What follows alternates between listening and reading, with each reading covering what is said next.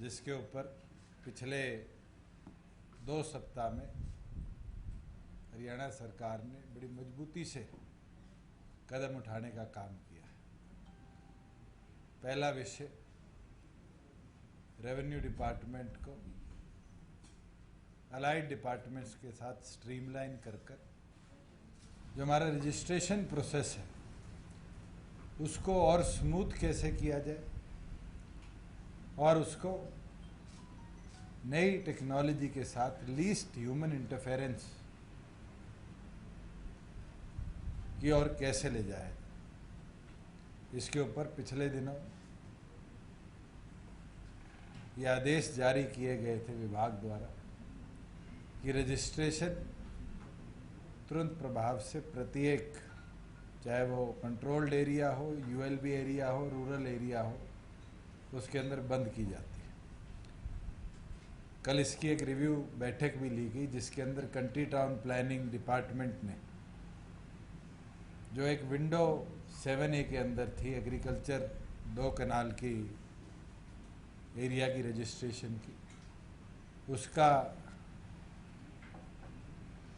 एक amendment propose करी है जिसके अंदर जो एग्रीकल्चर एरिया है उसको 2 कनाल से दोबारा 2017 से पहले जैसे था उसको बढ़ाया जाएगा और एग्रीकल्चर और एम्प्टी लैंड के अंदर भी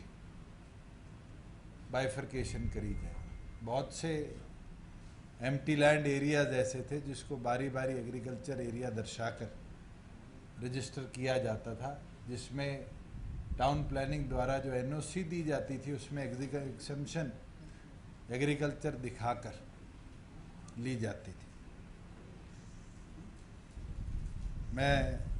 रिव्यू के बाद आपको बता सकता हूँ कि अगले सप्ताह के अंदर हमारे जो 9 म्युनिसिपल कॉरपोरेशंस हैं जिसके अंदर अर्बन लोकल बॉडीज़ द्वारा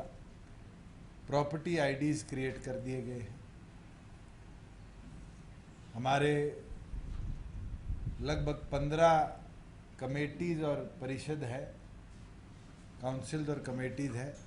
जिसके प्रॉपर्टी आईडीज़ डेवलप कर दिए गए हैं। और रूरल एरिया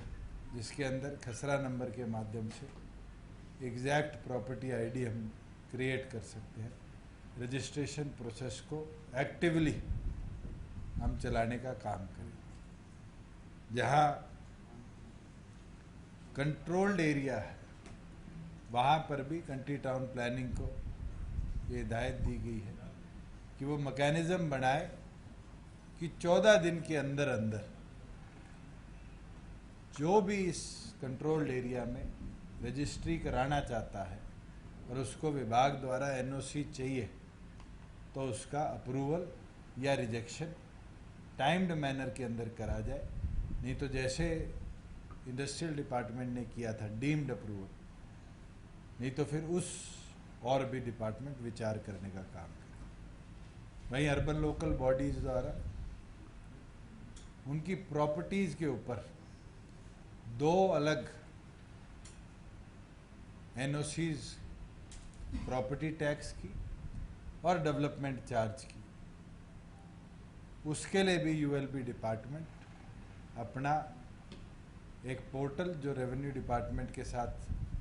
लिंक हो डेवलप करे, जिससे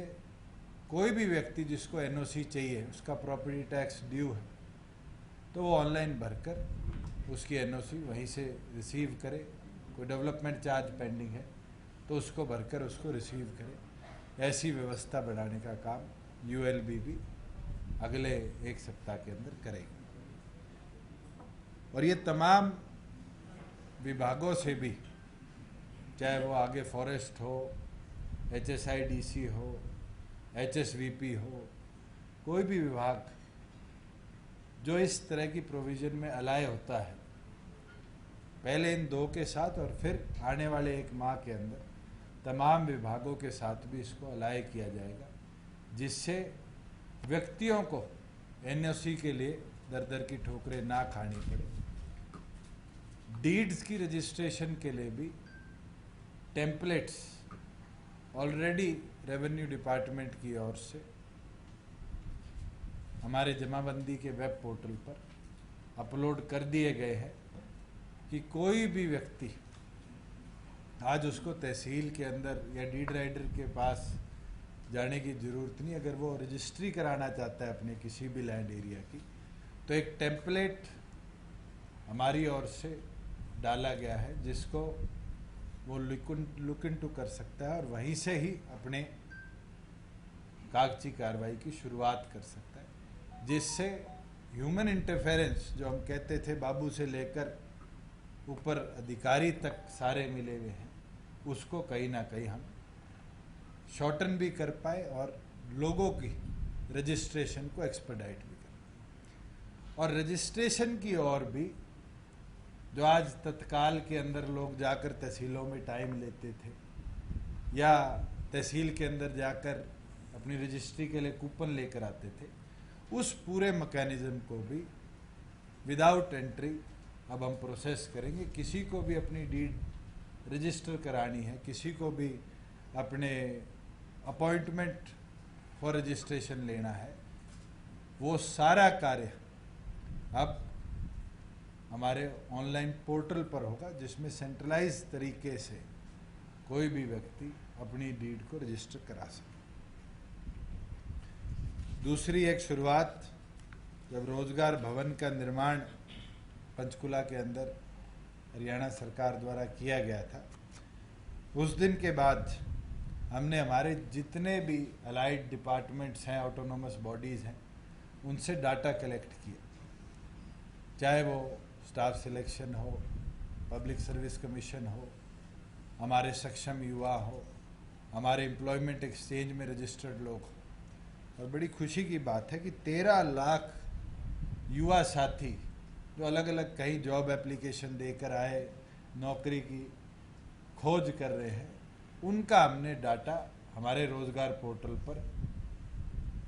कंसोलिडेट किया और उन 13 लाख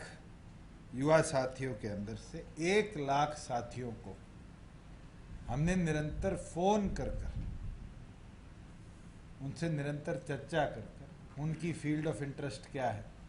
क्या वो अभी एग्जामिनेशन की ओर देख रहे हैं या प्राइवेट सेक्टर में नौकरी की ओर देख रहे हैं, उनसे चर्चा कर लगभग 950 और 1000 के बीच में ऐसे युवा साथी हमें मिले जिनको हमने गुड़गांव के अंदर कंस्ट्रक्शन रिलेटेड प्राइवेट कंपनीज में रोजगार दिलवाने का काम किया। और हमारा ये लक्ष्य इतना ही नहीं है, हम ये टारगेट लेकर चल रहे हैं, क्योंकि पोर्टल बनाना और इस कॉम्पिटिटिव मार्केट में कॉम्पिटिटिव कैंडिडेट ढूंढना